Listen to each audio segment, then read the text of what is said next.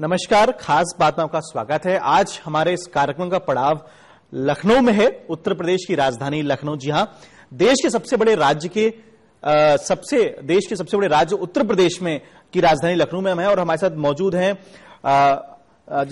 महामहिम राज्यपाल श्री राम नाईक साहब हमारे साथ मौजूद हैं। सर, आपका स्वागत है हमारे प्रोग्राम खास बात में। नमस्कार। और महामहिम साहब ने हमें अपना समय दिया है, इसके लिए इनका बहुत बहुत धन्यवाद। और हम इस कार्यक्रम के दौरान उनसे सवाल नहीं पूछेंगे, बल्कि उनके जो विचार हैं वो देश की जनता के लिए उनको शेयर करेंगे हम।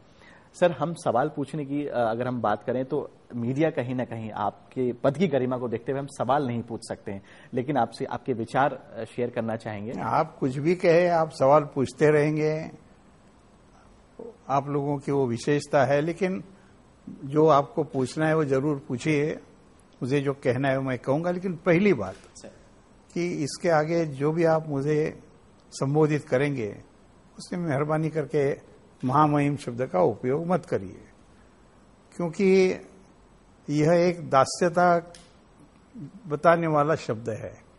और इसलिए मैंने 2 महीने के पहले ही एक पब्लिक नोटिफिकेशन निकालकर सभी को आह्वान किया है कि मुझे अंग्रेजी में जो हिज एक्सेलेंसी लोग बोलते हैं ये दास्यता का प्रतीक है, इसलिए हिज एक्सेलेंसी के बदले में मुझे ऑनरेबल कहना चाहिए अंग्रेजी में, और हिंदी में महामहिम के बदले में माननीय कहना चाहिए।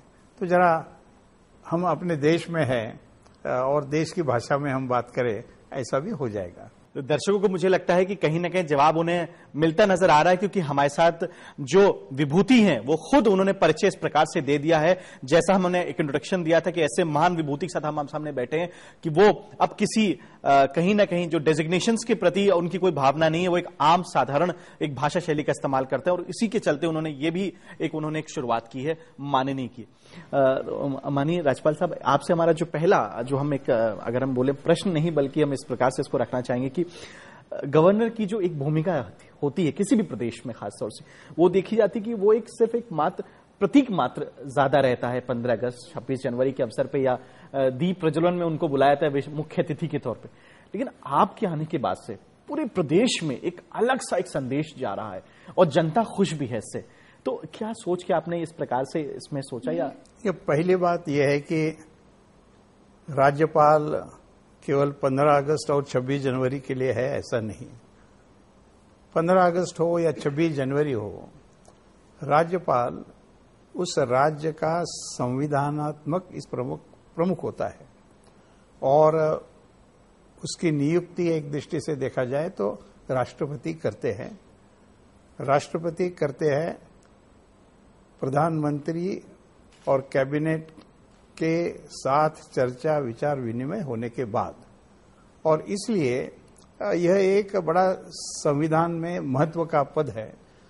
अपना देश संघीय पद्धति से बना हुआ है, मतलब देश है और प्रदेश है, और प्रदेशों और देश का एक रिश्ता किस प्रकार से हो यह अपने संविधान में स्पष्ट किया है। और उस भूमिका में राज्यपाल यह राष्ट्रपति का प्रदेश के लिए प्रतिनिधि होता है।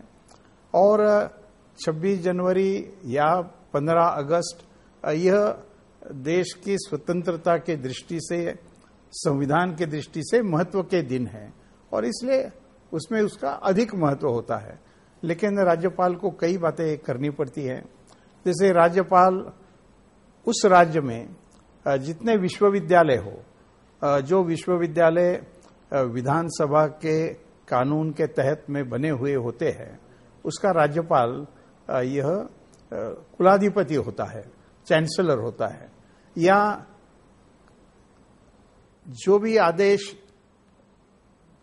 सरकार, राज्य सरकार निकालती है, वो सारे आदेश राज्यपाल के नाम पर निकलते हैं। और इसलिए यह एक संविधान में एक बहुत महत्वपूर्ण इस प्रकार का पद है। कोई विधानसभा में विधेयक मंजूर हुआ तो विधेयक मंजूर हुआ, लेकिन उसका कानून के रूप में परिवर्तन जब राज्यपाल उस पर स्वाक्षरी करता है तभी होता है।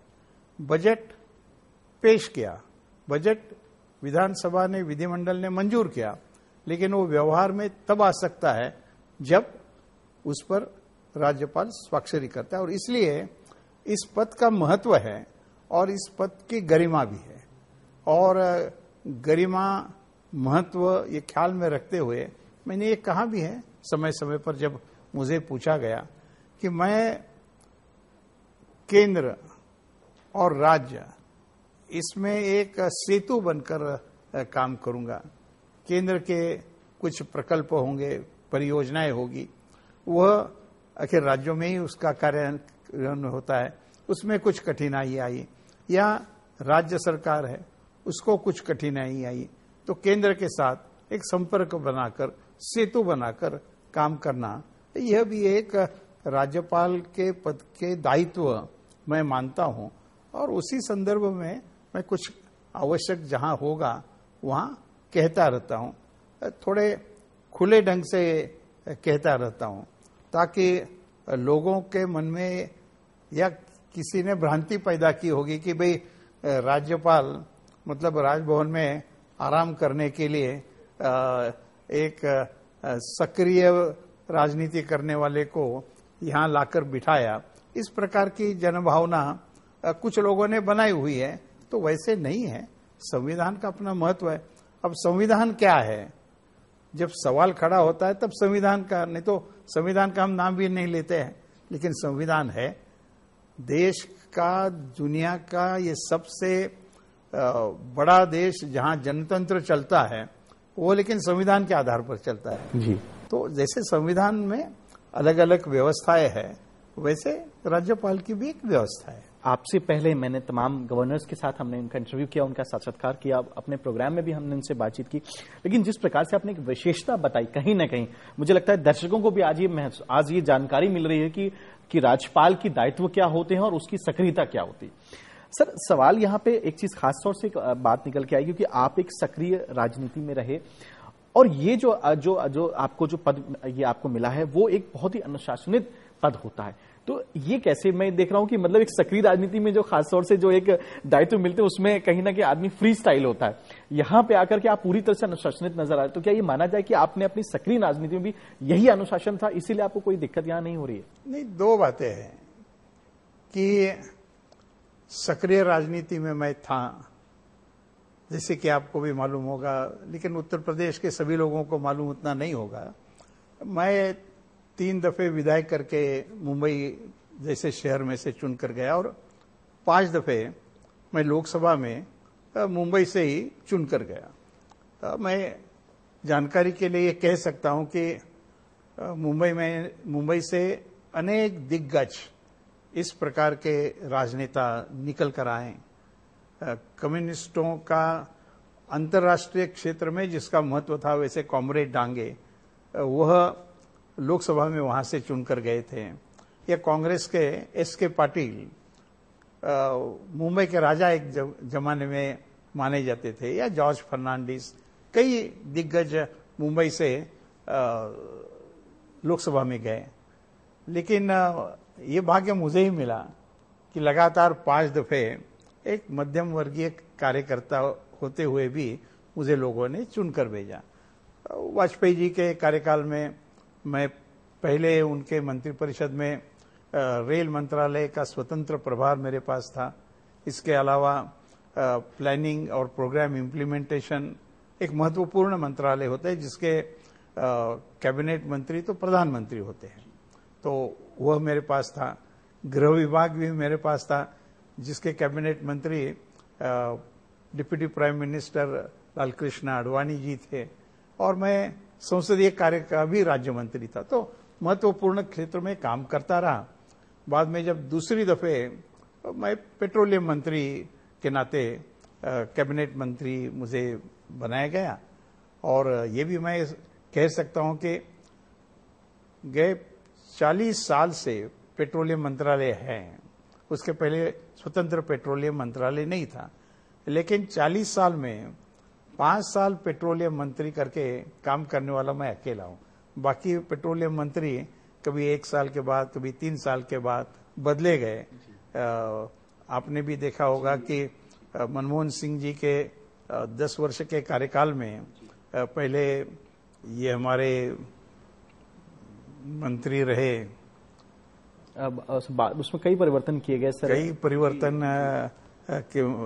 किए गए और मणिशंकर अय्यर जो कुछ बाद में खेल दिया गया भी उनके जी, बल्कि आपके महाराष्ट्र से ही हैं। मणिशंकर अय्यर, बाद में मुरली देवरा थे, बाद में जयप्रकाश रेड्डी थे और फिर मोइली थे।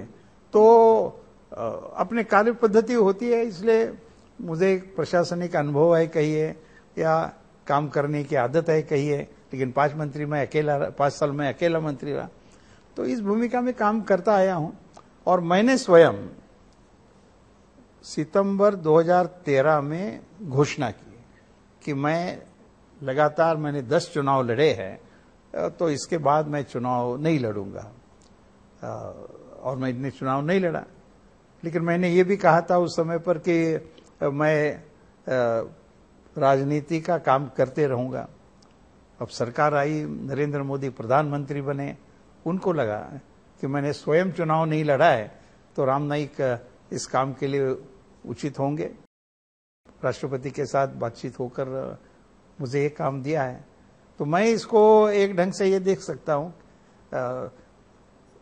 लोगों को समझ में आया इस भूमिका में कि पहले कि अपने व्यवहार में 4 पुरुषार्थ माने गए जी। पहले एक ब्रह्मचर्य होता था, उसमें पढ़ाई करें, बाद में गृहस्थ आश्रम आता था, तो गृहस्थ आश्रम में शादी करना, बच्चे करना, संपत्ति पैदा करना, एक परिवार अच्छे ढंग से चलाना, और फिर वानप्रस्थ आश्रम आता था। तो वानप्रस्थ आश्रम में सलाह देते रहो, काम करते रहो, लेकिन खुद इतना नहीं काम करना। तो राज्यपाल पद में इस भूमिका में वानप्रस्थाश्रम मानता हूं जी। और इसलिए काम करते रहना, सलाह देते रहना, और जो दायित्व अपने को मिला है उसको ठीक प्रकार से निभाना। तो राज्यपाल पद संविधानात्मक पद है, उस पद को रहते हुए काम करूंगा, करता रहा हूं। तो कहीं ना कहीं अपने पद की गरिमा के साथ साथ में उस पद का जो उद्देश्य है उसको भी पूरा करना, ये नजर आ रहा है राम नाईक साहब से बातचीत करके। बातचीत हमारी जारी रही माननीय राज्यपाल साहब से इस छोटे से ब्रेक के बाद।